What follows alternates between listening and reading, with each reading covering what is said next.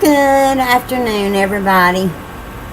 So letting Monk out of his cage for some playtime is not a good idea, because I don't have anywhere safe and secure for him.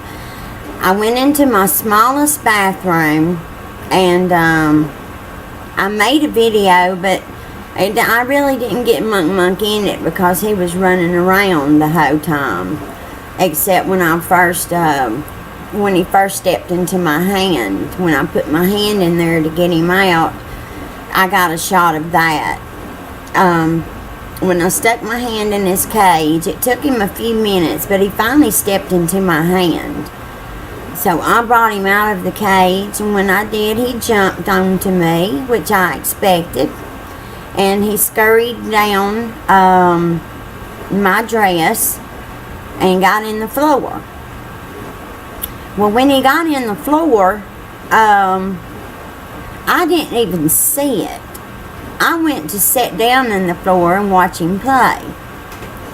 You know, trying to pet him and touch him every time he'd run by. This bathroom is probably 3 feet wide by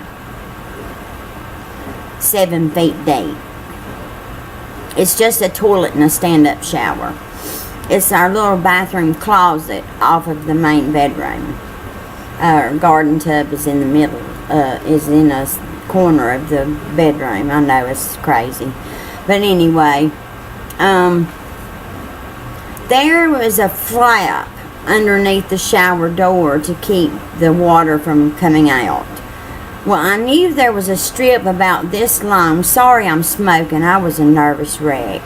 There's a strip about this long and about that wide that I stopped it with a towel, where that strip doesn't fold all the way down, but on the other end is a hole about that wide where the flap is flipped up. That chipmunk found that hole. So the last 3 or 4 minutes of him playing was me trying to keep his butt away from that hole. I guess he could smell the dankness and the mustiness of the drain, because he was fighting me trying to get to that little hole. And God help me if my Monk were to get down in a drain. He would be a goner. He would never find his way back out. There's probably standing water at the end of it. He would drown and then stink up the house. And I would be brokenhearted. So I think the only foraging that Monk is going to get to do is through his tunnel system that I'm going to build for him, slowly but surely. I've got a file cabinet in my extra bedroom, and I have every intention of mounting Monk's house on there. And what I'm going to do when I clean his bedding, I'm going to shoo him into a tunnel and lock it down. These tunnels come with plastic, little round plastic doors that slide down and lock the tunnels down. And I'm going to shoo him into a tunnel and lock him down while I clean his bedding. And they make these trays. They make these trays that you set in the bottom of the hamster cage that you can just lift out all of the soiled bedding and then put a fresh one back in and then put the bedding on top. And I will be using those also. I will have to buy my supplies once a month.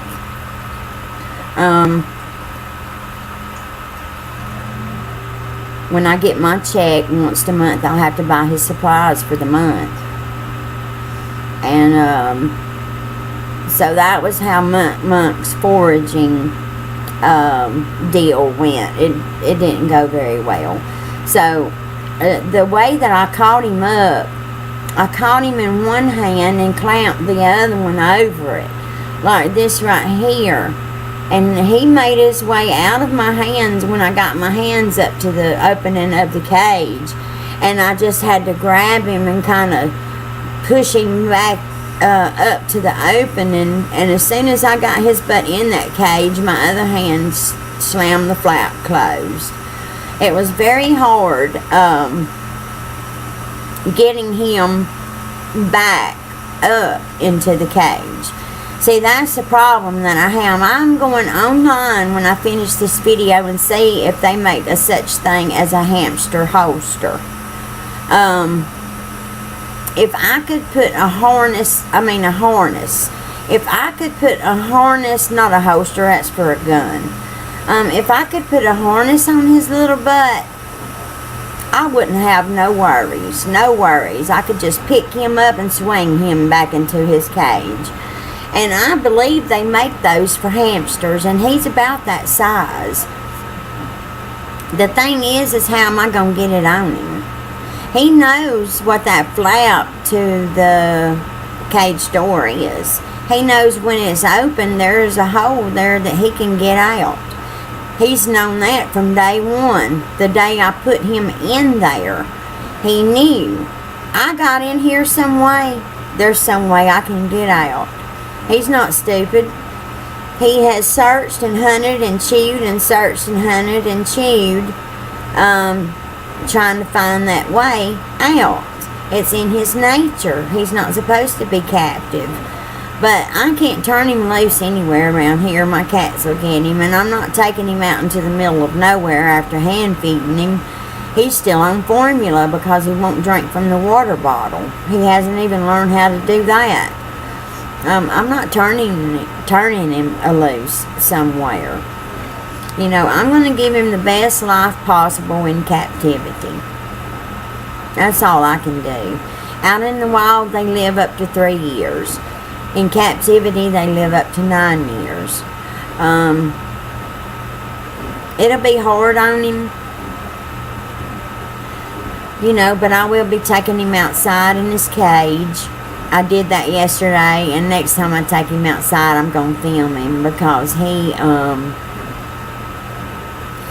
his little nose, you can see his little nose doing this right here. It just quivers. His little nose just quivers with the smells of the outdoors. It is so cute. So I'll film him next time I take him outside. But anyway, that's how it went with Chipmunk. Everybody be safe. Be kind to one another. And I'll see you again soon. Bye-bye, everybody.